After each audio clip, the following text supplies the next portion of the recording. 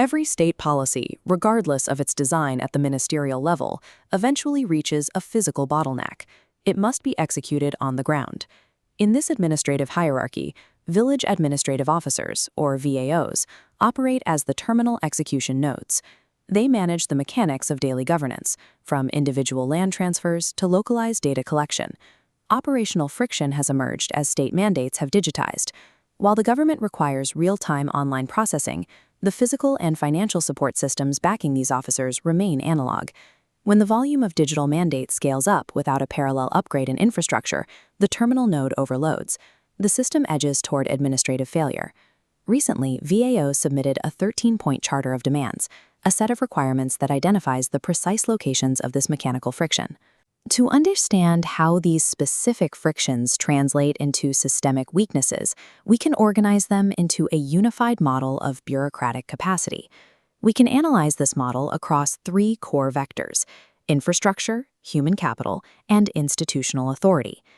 Decoding these 13 points provides the architectural blueprint required to build a functional, modern local government.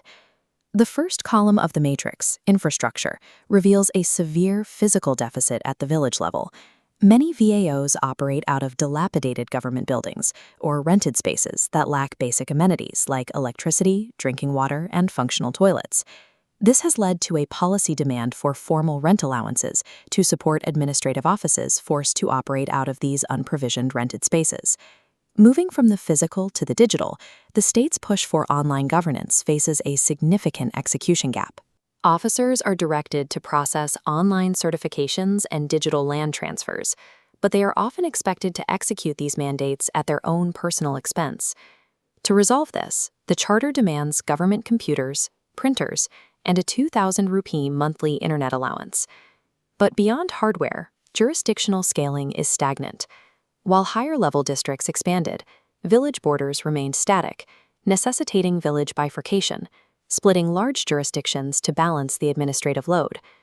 A digital state mandate is non-functional if it relies on analog, personally funded infrastructure. The second pillar of the matrix examines human capital, beginning with recruitment standards. The current entry requirement for a VAO is a secondary school leaving certificate.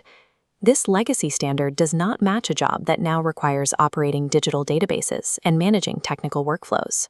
To align with modern technological requirements, the charter advocates raising the minimum educational qualification for direct recruitment to a bachelor's degree.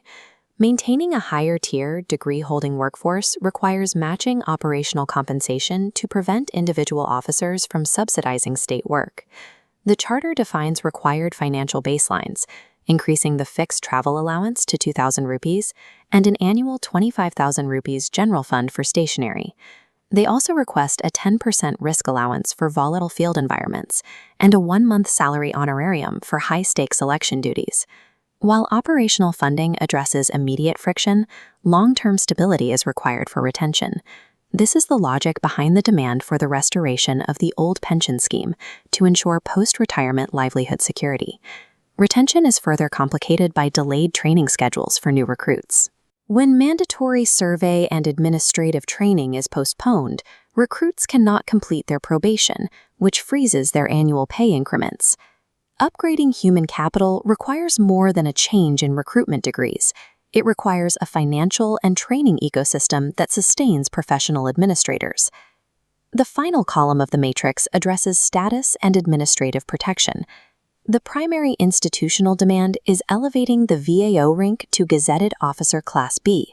This elevation sets a Level 11 starting salary. To address career stagnation, it proposes selection grade after 10 years and special grade after 20 years, matching the pay scales of senior revenue inspectors and deputy tahsildars.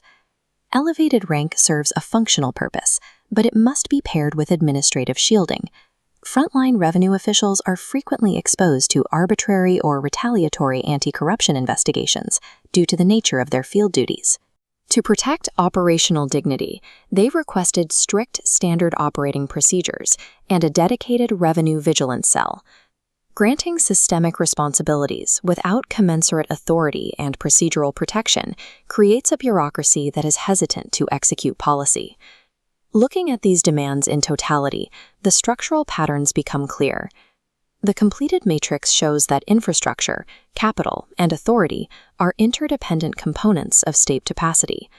When these three vectors are aligned, the terminal administrative node stabilizes, and the state's hierarchy functions efficiently.